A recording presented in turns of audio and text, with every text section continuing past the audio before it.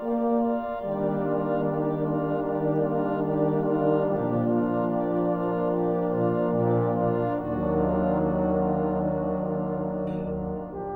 better place to start our tour of Horwich Town Centre than the Horwich Heritage Centre, part of the former Territorial Army Barracks, from where Horwich men marched off to war in France in 1914, some never to return. The Heritage Centre has a rich archive of material which can help us to understand how the town of Horwich has developed. It is open every weekday from 2 till 4 and from 10 till 12:30 on Saturdays. Admission is free. Here we have a copy of the earliest known map of Horwich, produced in 1620.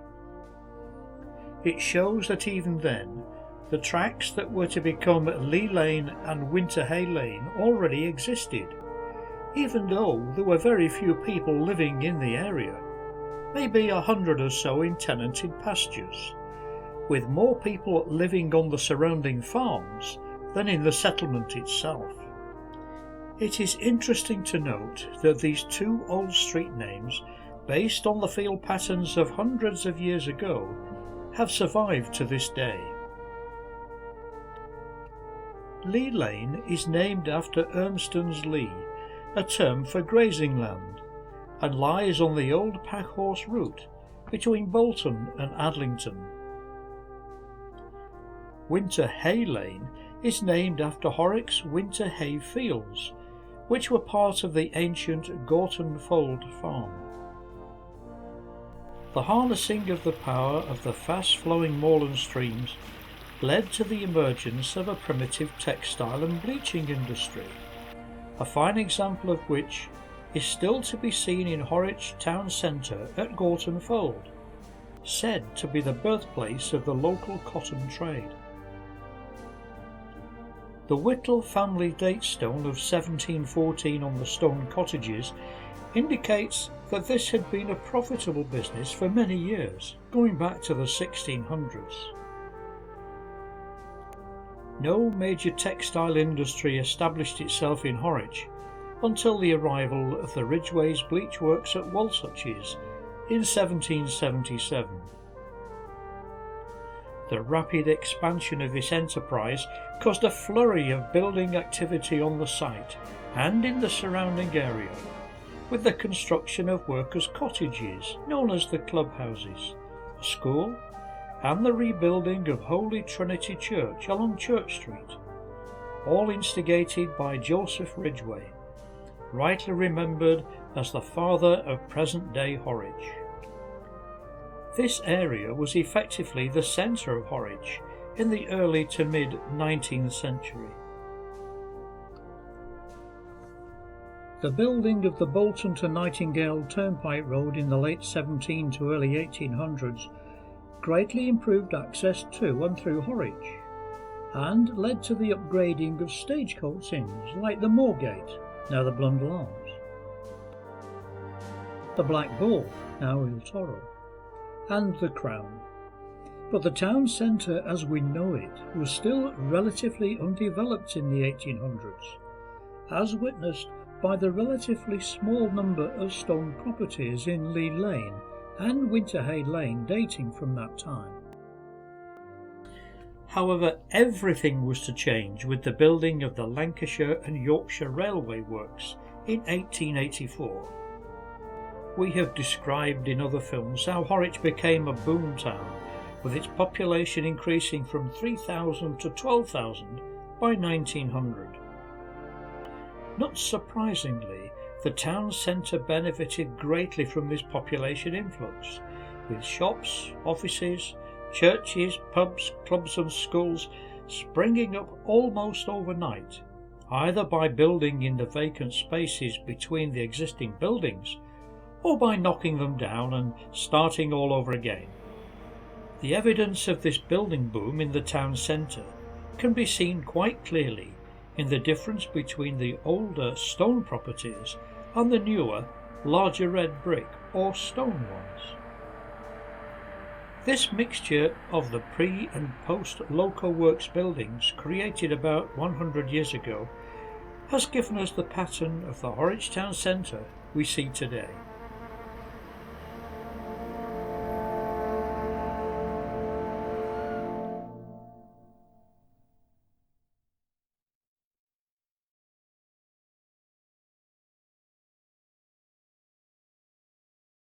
From the Heritage Centre, we progress down Longworth Road and turn left onto Church Street. The properties on the left-hand side provide an interesting insight into the subtle rather than dramatic change that has taken place here over the past 100 years since they were first built. The Palace Cinema, a source of much amusement in its day because of its tin roof, has been replaced by Livesey's funeral directors.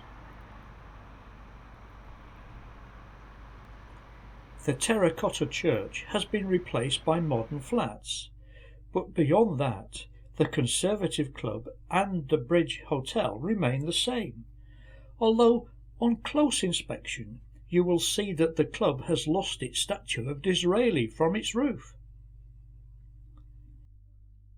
The Bridge Hotel didn't always look like this. With the coming of the railway, when the station was just across the road, it replaced a much more modest hostelry, which had been there for a century and more before that. Next door, Milner's Bridgefoot Smithy lasted as long as horses were needed in Horwich, and that was until the 1960s. Returning down Church Street, we pass the oldest surviving property in the town centre, Gorton Fold, which once used a water wheel to harness the power of the Pearl Brook, and had extensive bleaching crofts in the fields behind. This gateway is all that remains to indicate that Horwich once had a railway station right in the heart of town. Passengers would alight at the platform below, and goods, including livestock, would be taken to a separate entrance just around the corner. It must have been a hive of activity, and many Horwichers still remember catching their holiday trains to Blackpool and the south coast from here. The station closed in 1965, but the station master's house still remains next door as a lasting reminder. As we turn the corner into Lee Lane, we are looking down Horwich's main shopping street. There is clear evidence of the building boom that came with the construction of the railway works in the 1880s, with the larger bank, pub, club and shop premises built at that time still remaining today. However, the dramatic evidence of change lies in the types of shops compared with 50 to 100 years ago. One such shop with a story to tell is the Corner Cafe, the Maypole. Brian Smith takes up the story. Yeah, across the road from us now is the Corner Cafe, which was once the Maypole grocery stores. The Maypole was a grocery chain in Horwich, along with many other grocers' shops in Horwich. It belonged to a chain, and these chains started to disappear round about the 1960s. Anyway, the Maypole here lasted until the 60s, and my grandpa Clayton was once a worker and a manager here. He worked here from 1910 to 1913, and then he went into the war, the Great War, and came back here in 1920 in order to manage the shop till 1933. By that time, just before 1933, he started to become disenchanted with the Maypole because their inspectors were frequently seen lurking in shop doorways, checking on the time of the staff coming and going to the shop. So my granddad took the opportunity to move into a grocery shop of his own in Blackpool.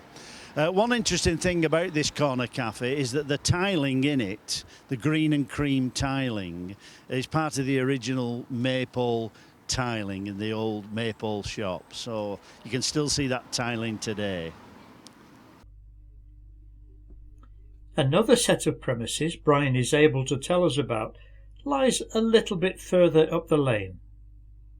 Prince's Arcade.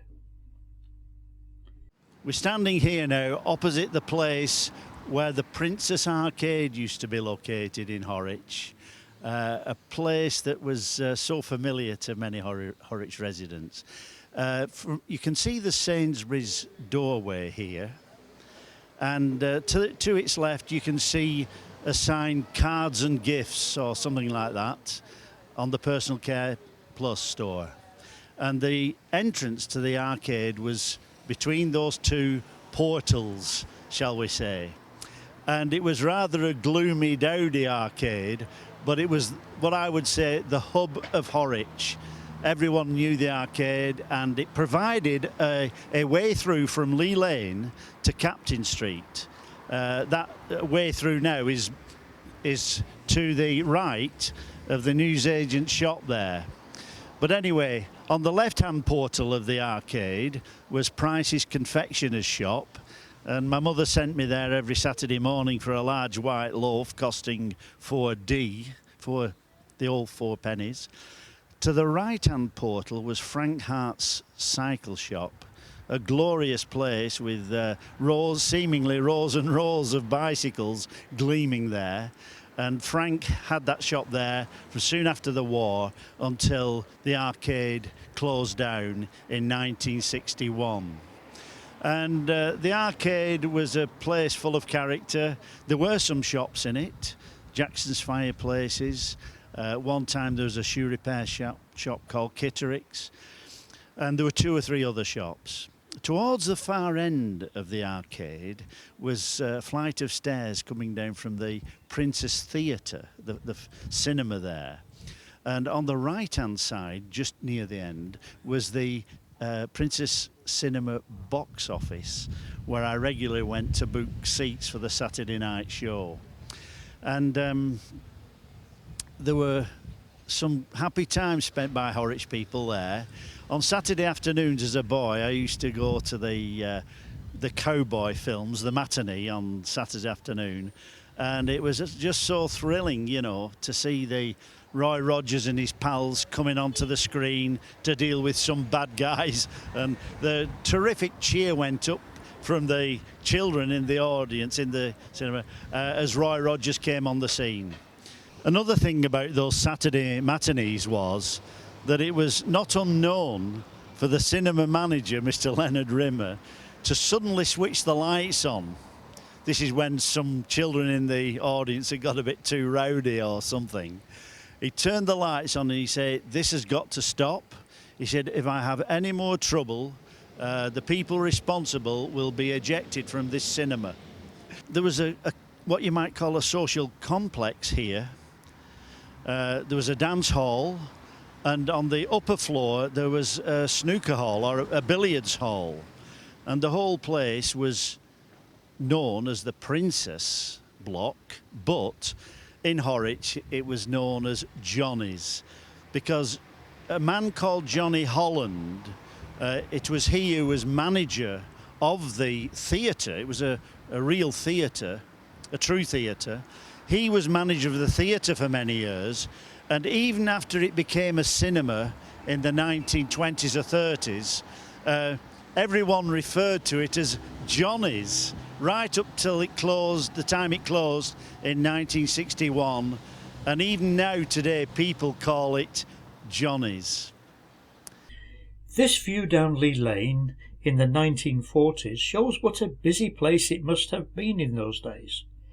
And many of the shops had real character, or were run by real characters, as Brian explains. Across the road from us now is the Halle restaurant, which was the first home of Ferretti's ice creams. Mr. and Mrs. Ferretti, who I think they're both Italian but come from separate places in Italy. They lived in separate towns in Italy, but they met over here in England sometime soon after they came to England. So they came into Horwich and started this ice cream business. And for me as a kid, this was the most exciting place in Horwich, Ferretti's ice cream shop. And old Mr. Ferretti used to come and serve you. He came in from the dark room at the back, and he would serve you a cornet. He had a flat cap on, he had a massive moustache, and he hardly said a word apart from, "Do you want raspberry on it?" When you said, "Can I have a cornet?" "Do you want raspberry on it?" No other conversation. He didn't seem to show, he didn't smile or frown or anything. He was just so placid. And it was a great place to go. And in the back of the shop, they had a little parlour there where you could go and have ice cream sodas or whatever. And I would say that there was no ice cream better than Ferretti's ice creams. The two sons of Mr. and Mrs. Ferretti, Ronnie and John, subsequently had their own ice cream businesses in Horwich. This is a place where one of the most distinctive stores were in Horwich up until the 70s. It was the store of Ted Brownlow.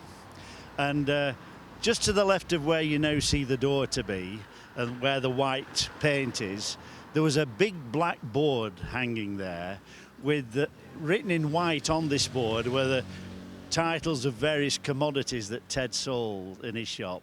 Sand, cement, lime, mortar, or a dozen or so things. And inside the shop there were countless tins, bottles and packets of everything you'd need for the garden and for the home. Very distinctive shop. And Ted started that business in 1943. He was invalided out of the forces. I think he was in the Navy, but he was injured in a wartime explosion, came back to Horwich and started this business off. And it was a place of real character. And Ted was one of these guys, you went in his shop, you know, and he'd say, you'd buy something off him, he'd say, "That's £1.12 shillings really, but go on, you can have it for £1, you know, that sort of thing." And almost every time you went in, he did a big deal for you like that, you know. But he used to stand at that door there, observing the scene, talking to everybody who went by. Everybody knew Ted. He was a great character. In the midst of hearing Brian Smith's recollections of 1950s Horwich, it is fitting to hear about the remarkable memories of Anion Kay, who Brian helped to write his book about his lifetime in Horwich in 1975. When he was 90 years old. Anion came to Horwich as a very young boy in 1886, when his father decided to set up a butcher's shop at 44 Lee Lane, having heard that the Lancashire and Yorkshire Railway Company were going to build a railway works there. Despite there being no less than 18 butcher's shops in Horwich by the time the works was fully operational, the business and family prospered. His crystal clear recollections of the following 89 years provide a unique insight into a village transformed almost overnight into a bustling railway town, whose fortunes were shaped by the fortunes of the works, as well as 2 world wars and the economic upheavals of the post-war years.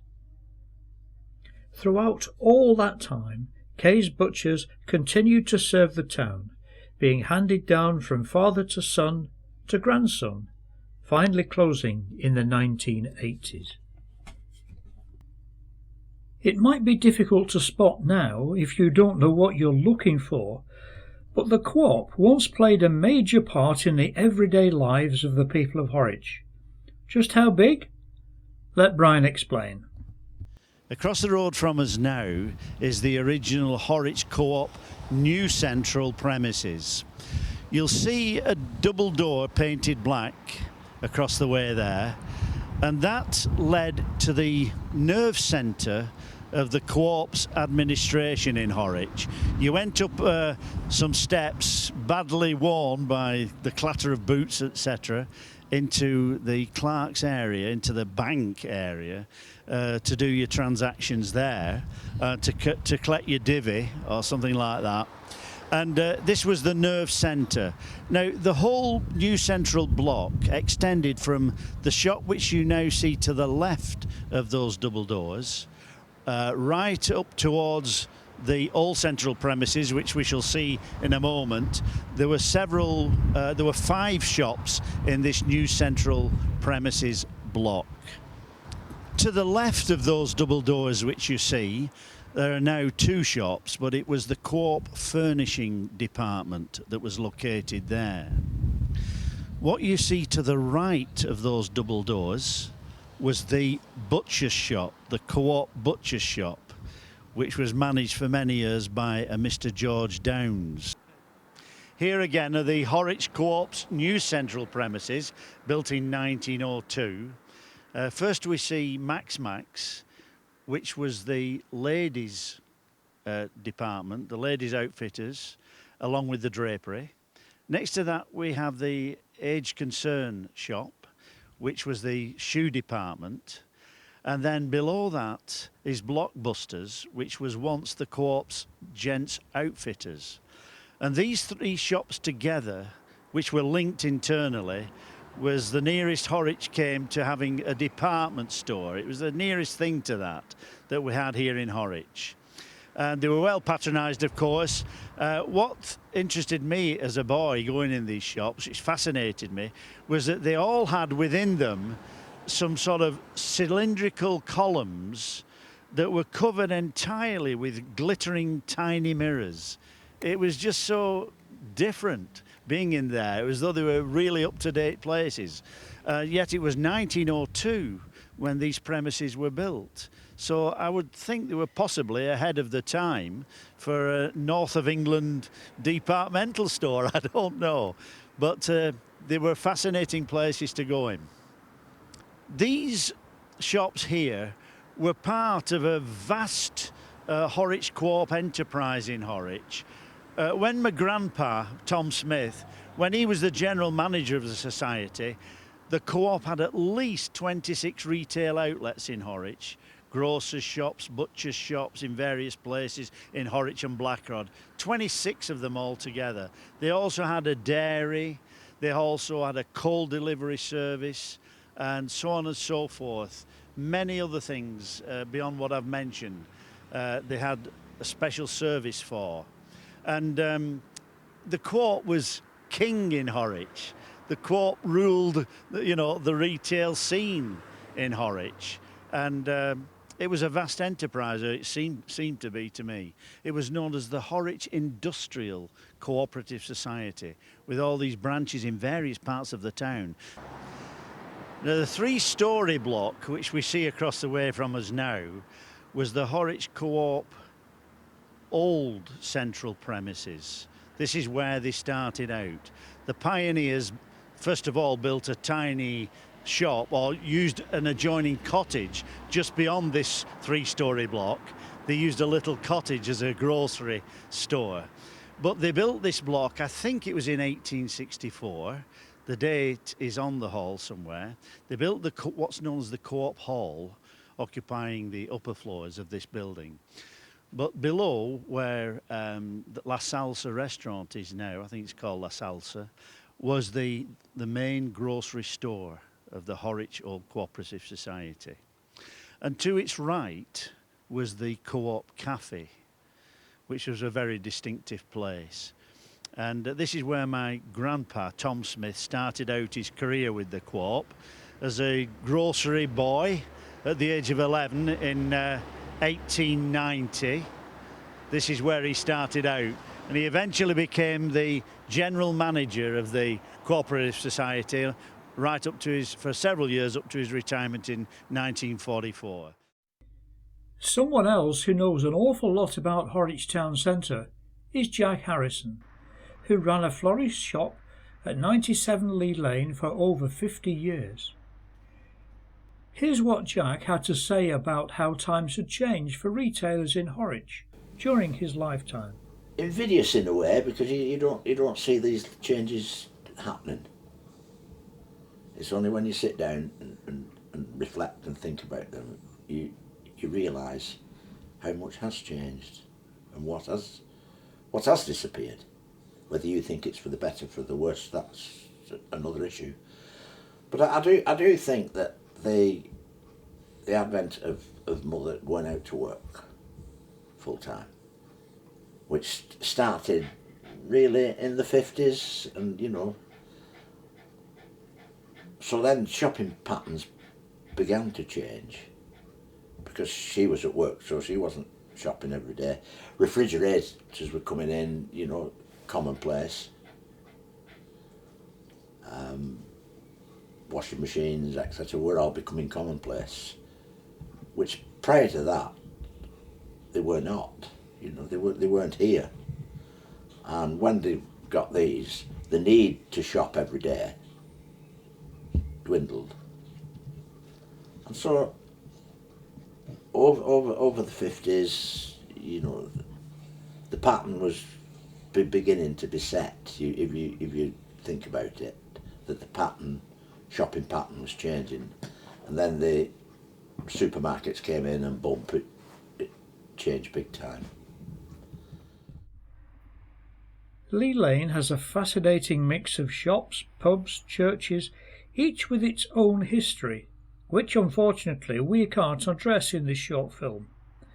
But looking up and down Lee Lane at this point, there is one building that dominates the scene, and quite rightly so. It is the Public Hall. Built by mill owner Peter Martin for the people of Horwich in 1878, it was originally intended as a social centre and contained reading rooms, games rooms, a large assembly hall on the first floor, and a bowling green, which is still regularly used today. Its social function was taken over by the much larger Railway Mechanics Institute when it was opened by the Lancashire and Yorkshire Railway Company in 1888, and with the formation of the Horwich Urban District Council in 1894, the Public Hall became the seat of local government. The grassed area alongside the Public Hall was once occupied by 3 cottages, one of which was the police station, and a lock-up. Barbara Ronson, who served on Horwich Council for many years, has kindly offered to show us around. Hello, my name's Barbara Ronson, and I used to sit in this chair quite a lot. I sat in as mayor one year, and for many years as chair of the planning committee when it was difficult to persuade anybody else to do the job. So I think to sit here and look round the chamber, you get to see all the magical things that have gone on here over the years. Right, we're looking at the council chamber now. From the other side, the chairman sits up there and looks at the assembled multitude, but we're now looking at the council chamber from the point of view of the councillors. I think there are a lot of myths about what town councils do and what town councils don't do, but the town council in Horwich for many years has been party political, and the lead group will sit on that side, the opposition sit on that side, and any in-betweeners would come and sit here. But most decisions of the town council are not taken politically. It isn't like Bolton Council where there's a very formal arrangement with the parties sorting everything out beforehand. It's a very democratic arrangement in a town council. And in every town council I've been part of, there have been some people who've been very much one-off people who will stick up for what they want to do regardless. And there has been times in this council chamber where everyone together has opposed something, like the development of Red Moss into a tipping area, like some of the other rather serious planning issues about the quarries, where everyone in this council chamber has worked together to try and protect what they thought was best for Horwich. One of the first things that impressed me when I first came into this chamber was the First World War War Memorial. And of course, as in most towns, the number of names on these memorials is astounding. But also, what is amazing is if you read the names, you recognise names that you still see in Horwich. Quite unusual names, some of them, but names that the families are obviously still here and are still making a contribution. So all these names and a few names that were added at the bottom. And I think also the message about in honour of the 1,300 men who also served their king and country and returned to civil life. I think it is important that this war memorial makes that point. Town Council were approached by James Wilkinson, who lived in Horwich Road, who particularly wanted to try and put up some kind of memorial to the honour of the men of Horwich who gave their lives in the Second World War. Mr. Wilkinson was amazing in that he was willing to do all the research for this, which was quite a lot. He advertised in various ways, but he also worked through the various military groups to try and put together this war memorial. Obviously, we were not then in the stage of being able to do the kind of war memorials that were done for the First War, but this seemed to capture the spirit of what Mr. Wilkinson wanted to do, and he collected all the names, and then the artwork on this, the calligraphy and the stylised pictures of various Horwich landmarks was put together by Mrs. Shuttleworth. Another of the initiatives that the Town Council has taken on board in recent years, from 1997, was to honour people in the town with civic medals. There are so many people in Horwich who work really hard in voluntary capacities or other capacities to help the town, and to give civic medals was thought to be one of the ways we could honour them. On that board we have people who have been volunteers for many years. We have a couple of clergymen who've served for a long time, one or two people who've been involved in heritage and in local history. And then in 2003, when we gave 4, as well as Father Jones and Mr. Seddon from Mountain Rescue, we had Mrs. McCracken, Betty McCracken, who'd retired after many years of being an excellent councillor in this chamber, and also Leslie Fernhead, who crops up on the chairman's board over there, in his 100th year was given a civic medal. Horwich Town Council has taken quite a lot of initiatives, some of which were less usual than others. One of the more unusual ones was the internal twinning within Britain of two towns getting together. Crowborough and East Sussex advertised in the local government news magazine that goes out to town councils, asking for, within Britain, a twin town, so that we could cross the north-south divide. And Crowborough were asking for this. Horwich replied, and Horwich was selected to be Crowborough's twin town. The Horwich Carnival people with the Carnival Queens and the big white frocks go to visit Crowborough, and the Crowborough Carnival Bonfire Committee come up in their costumes and take part in our parade. We do still have one or two other things between different schools in Horwich and in Crowborough, but that was quite an interesting experiment. When we first twinned with Crowborough, Crowborough felt quite sorry for Horwich because it was seen that perhaps we were less affluent. We'd just lost the local works. The job situation wasn't very good. But over the years, the balance has changed a bit because jobs have picked up in Horwich through the Middlebrook and other initiatives, whereas in the southeast, it's very difficult to get low-paid workers, police, nursery workers and so on, because the cost of housing is so expensive down there. So for some things now, Crowborough quite envy what we have in Horwich. You can tell from this bit of the council chamber just how much importance the Council of the Year is attached to the railway connection. And although it's a bit eclectic this, nobody has actually gone out of the way to select what best represents Horwich local works, at least we got some stuff in here to make that representation. Certainly the 1008 engine, I think, captured a lot of imagination. And I do remember when it was the 100th anniversary of 1008 coming off the works, the council was definitely instrumental in trying to help to celebrate the birthday of an engine. So this is a local historian, and this is the kind of influence that local historians can have on a council. Thomas Hampson, who may or may not haunt this building, and who may or may not haunt this town council, was a local historian, 1839 to 1918. There is dates given here. So, very important guy to the people of Horwich Town Council. Having grown up in Horwich during the years of the Second World War, Brian Smith has another interesting tale to tell us about the public hall. It was here in May 1944 that I came out of Lord Street School, which is behind me here, and across the front of the public hall and came face to face with Adolf Hitler. Adolf Hitler, or should I say an effigy of him, was placed at the bottom of a flight of wooden steps that had been erected specially here. You can see the present day steps leading into the public hall entrance. Well, immediately to the left of those steps was this specially constructed timber thing with 10 steps on it. Hitler was placed at the bottom of them. And marked on each step was the figure of 10,000.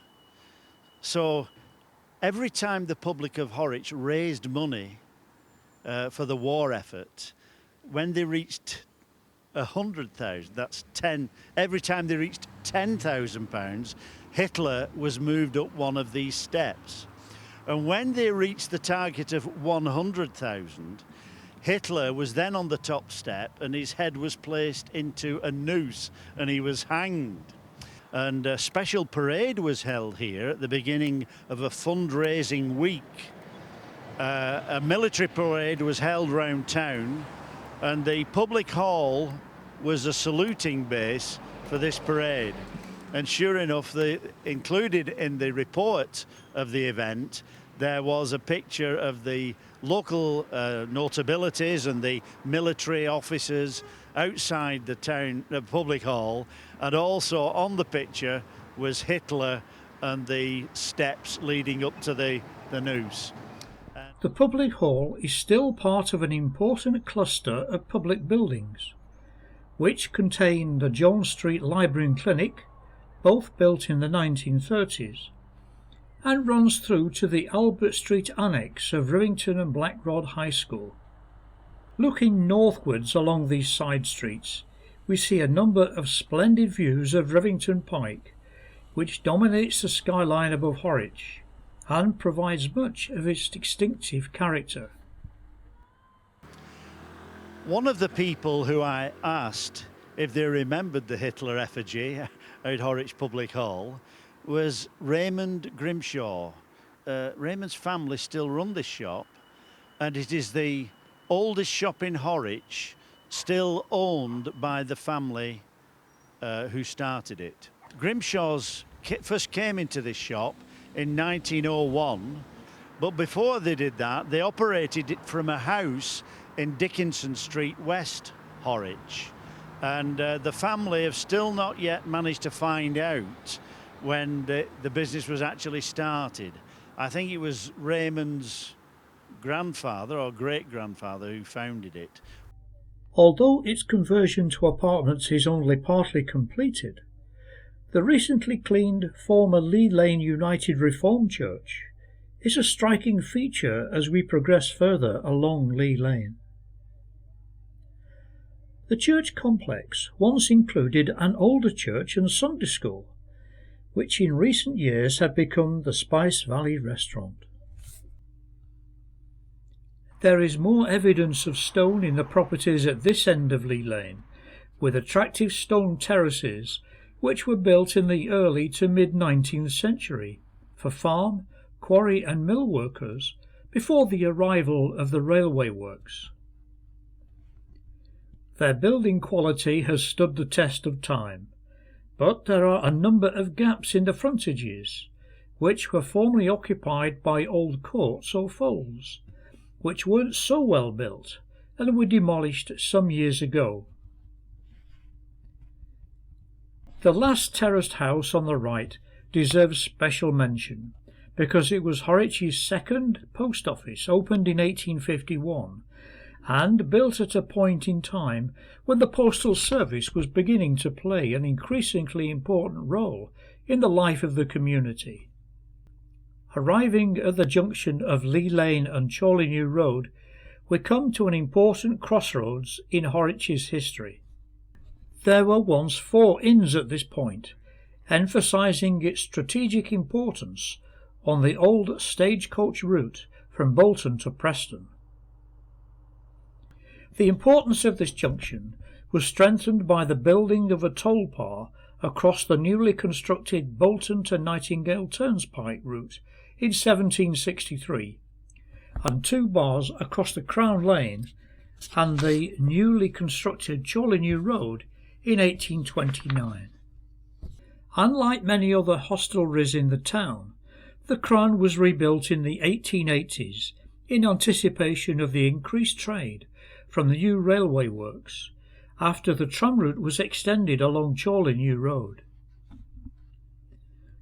This photo shows the magnificent lamp standard and horse trough that stood outside the Crown at the turn of the 20th century. Unfortunately, it was melted down for the war effort. Travelling along Chorley New Road, the town takes on a completely different atmosphere from the narrow, winding Lee Lane. This is a wide, straight thoroughfare, clearly built in more recent times.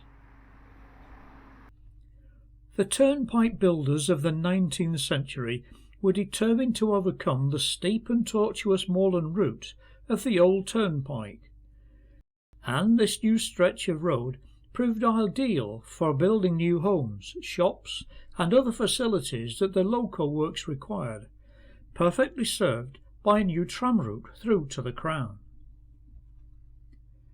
There are few special landmarks along Chorley New Road, but the former tram shed is one of them, because of its association with a much-loved form of transport that finally ceased to operate along this route in 1946. The other notable landmark is St Mary's Church, opened in 1906 to accommodate the influx of Catholic workers to the new local works. The site was leased by the Wright family of Mottram Hall in Cheshire, after whom Julia, Catherine, Frederick, Darley, Wright and Mottram streets are named. It is sometimes forgotten that Horwich had 3 cinemas in its heyday, and as a result could see a different film on every day of the week. This is the 3rd one of them, the Picture House, near the junction with Mason Street. And on the opposite side of the road, this splendid 3-storey stone block, again built as part of the local works building boom, with a 3rd storey to cater for incoming families. As we turn into Winter Hay Lane, we are once again returning to the older part of Horwich town centre. This substantial block of apartments on the corner was yet another public house in the railway age, this time the Black Dog Hotel. But beyond that, the shop frontages drop back to 2-storey with much more of a village feel. Many of these shops have a long history, and we are grateful once more to Brian Smith for telling us how they contributed so much to the character of the town. We're standing now opposite Buchanan's ironmonger shop in Winterhay Lane, still a shop of real character, possibly the most characterful shop in Horwich at the moment. It's been going a long time. Next to it, in what is called the Home Bakery, and I think there is a cafe adjoining that shop. That was the shop where it says Home Bakery, the shop of Rose's Pork Butchers, And when I was a boy, it was run by a chap called Albert Rose, and I would say it was probably the smartest shop in Horwich. It was beautifully decorated and the shop furniture was bang up to date. And Albert, who had these sort of bottom glasses, you know, very thick glasses, he walked about in this immaculate white apron. The lighting in the shop was bang up to date.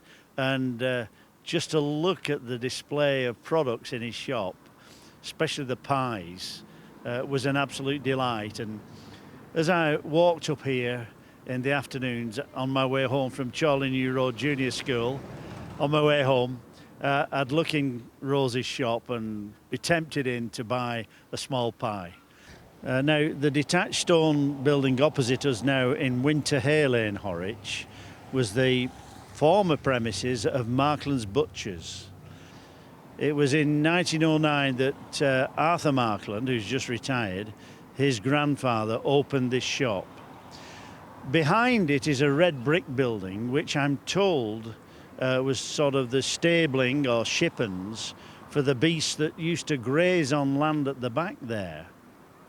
Now, to the right of the stone premises is a sort of a little slaughter. This was where the slaughterhouse was. It's sort of looks like a grey concrete sort of building.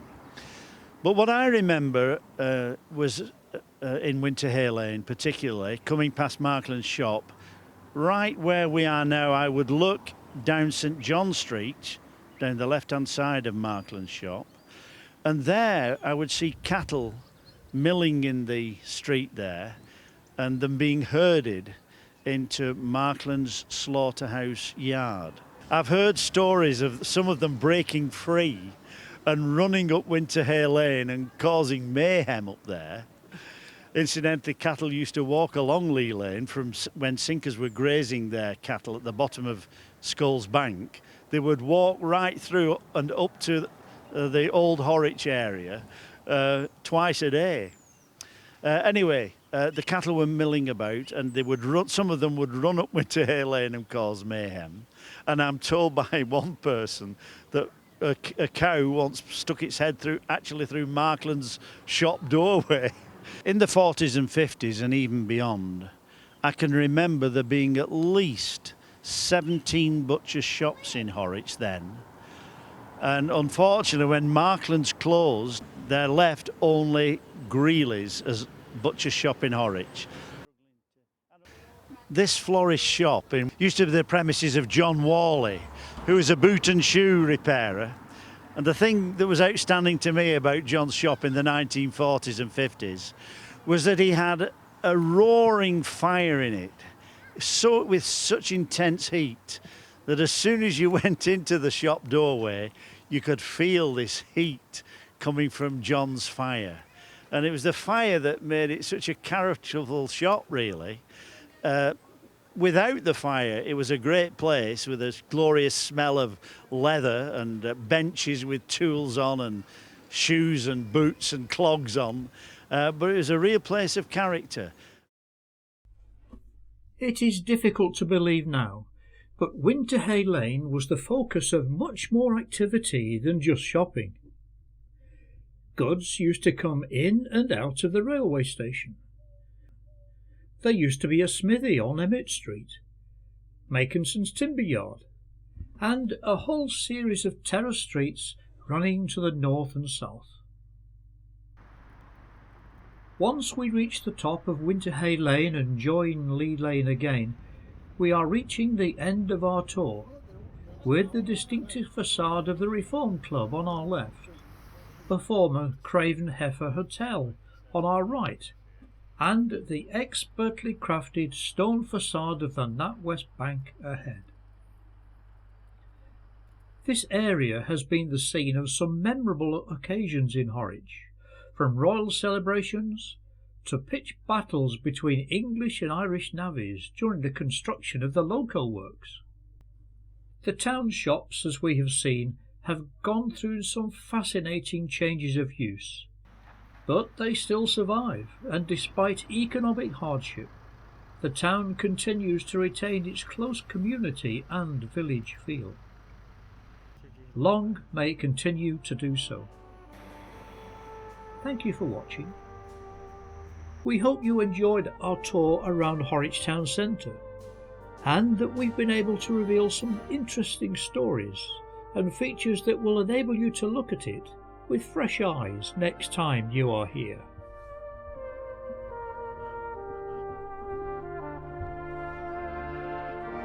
And it was rather a gloomy, dowdy arcade, but it was what I would say the hub of Horwich. Hello, my name's Barbara Ronson, and I used to sit in this chair quite a lot. It's only when you sit down and reflect and think about them, you realise how much has changed.